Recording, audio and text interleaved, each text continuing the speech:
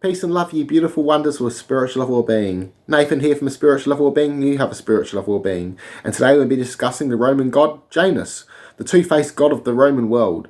Now, some historians believe that this god is uniquely Roman. Others believe that he was influenced by the Etruscan god Coulsons and the Sumerian god Isamud, as all these gods were depicted with two faces, were door and gatekeepers. Now, in some aspects, Janus is uniquely Roman, as he was also the god of portals, as the Romans believed that new ages will open up the portals. Some depictions of Janus having with 3 faces and even 4. The 4 faces were symbolic for the light, the sun, the moon, and time, as he was the god of time, could foresee all possible outcomes of the past, future, and present. He was the god of war and peace, as he was duality.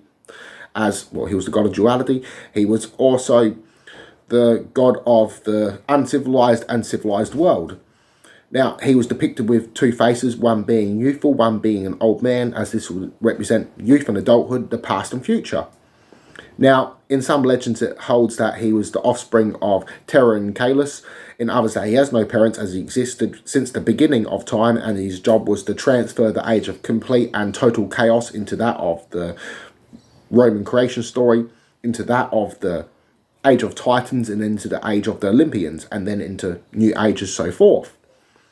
Now, he was even depicted on coins, as he was one of the most powerful of the Roman gods. He was also one of the most important, as he held the most sacrifices, as he was seen as a means of passing on messages to other gods by sacrificing to the god Janus.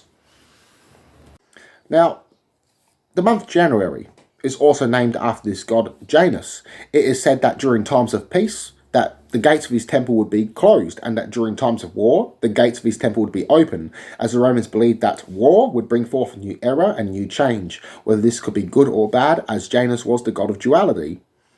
Now, in the legends of his parents being Terra, Mother Earth, or a personification of Mother Earth, the Greek equivalent to Gaia, the Titaness. Now, his father being Calus, the sky god. Now, in other legends, his wife or consort was Deus.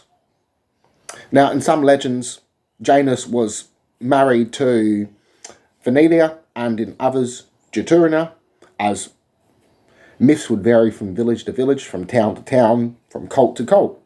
Now, Venelia was the goddess of the sea and wind. She bore Janus 3 children, which were Turnus, Juturna, and Canaeus. Now, if you notice, Juturna was also seen as his wife in other legends, not his daughter, and she was the goddess of wells and springs. Now, according to 2 poets, Virgil and Ovid, Venelia was a nymph. So sources varied from town to town, city to city, from village to village, and each accepted each other's oral myths.